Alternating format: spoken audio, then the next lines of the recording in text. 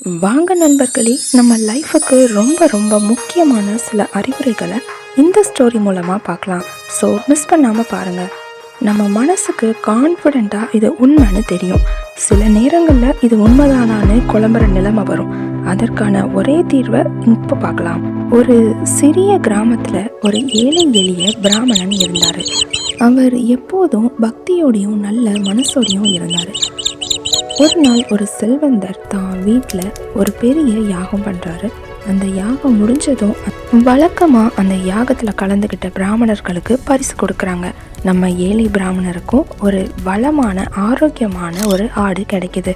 அந்த பிராமணருக்கும் ரொம்பவே சந்தோஷம். ஆகா, எனக்கு ஒரு அழகான ஆடு கிடைச்சிருக்கு. இந்த ஆட்டோட பாலை விற்றும் குடித்தும் என்னோட வாழ்க்கையை சின்னதாக முன்னேற்றம் பண்ணிடுவேன்னு சொல்கிறாரு. இப்போது ரொம்பவே ஜாலியாக அந்த ஆட்டை தான் தோளில் சுமந்துக்கிட்டு தான் வீட்டுக்கு நடந்து போகிறாரு. அதே நேரம் அந்த ஆட்டை 3 கள்வர்கள் பார்க்குறாங்க. அந்த ஆட்டை எப்படியாவது அந்த பிராமணன்கிட்ட இருந்து கைப்பற்றணும்னு யோசிக்கிறாங்க. அதில் ஒரு கள்வன் சொல்கிறான், இந்த ஆட்டை உடனே இவன் கையிலேருந்து பறிச்சிட்டா ரொம்பவே கத்தி எல்லாரையும் கூப்பிட்டுருவான், நம்ம மாட்டிக்கிடுவோன்னு சொல்கிறான். இன்னொரு கள்வன், ஆமாம் இது கரெக்டு தான், நாம் அவர்கிட்ட இருந்து சாதுரியமாக தான் அந்த ஆட்டை கைப்பற்றணும்னு சொல்கிறான். 3 பேரும் சேர்ந்து ஒரு திட்டம் போடுறாங்க. அந்த திட்டத்தின்படி இந்த பிராமணன் நடந்து வர்ற பாதையில் முதல் கள்வன் வந்து நிற்கிறான்.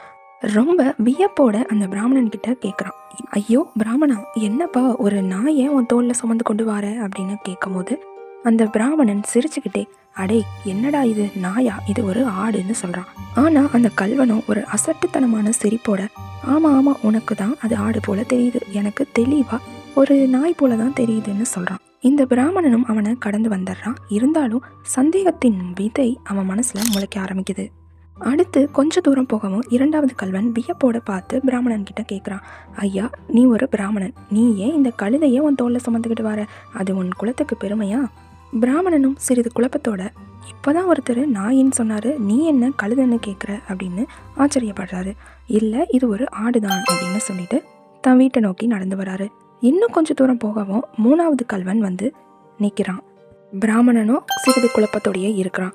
இதை புரிஞ்சுக்கிட்ட அந்த 3வது கள்வன், ஐயா என்ன காரியம் செய்கிறீங்க, ஒரு இறந்த கன்றை உங்கள் தோளில் தூக்கி சுமந்துட்டு வரீங்க, இது உங்களுக்கே நல்லா இருக்கா அப்படின்னு கேட்குறான்.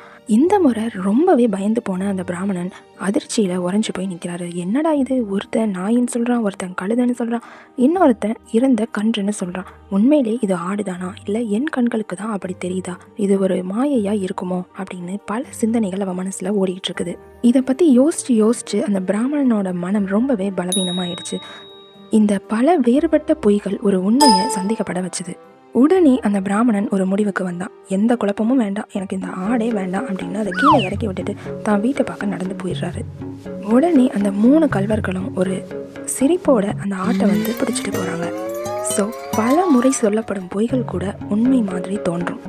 ஒருத்தன் தன் கண்ணால் பார்க்குற உண்மையை கூட பல பேர் அதை பொய்யாவே மாற்றி சொன்னால் அவனோட மனசு குழப்பமடைஞ்சு அதை தன் அறிவையே சந்தேகப்பட ஆரம்பிச்சிருவான். அதனால் உண்மையை நிலையான மனசோட நம்பணும். அப்போ தான் அந்த உண்மை நிலைத்திருக்கும்.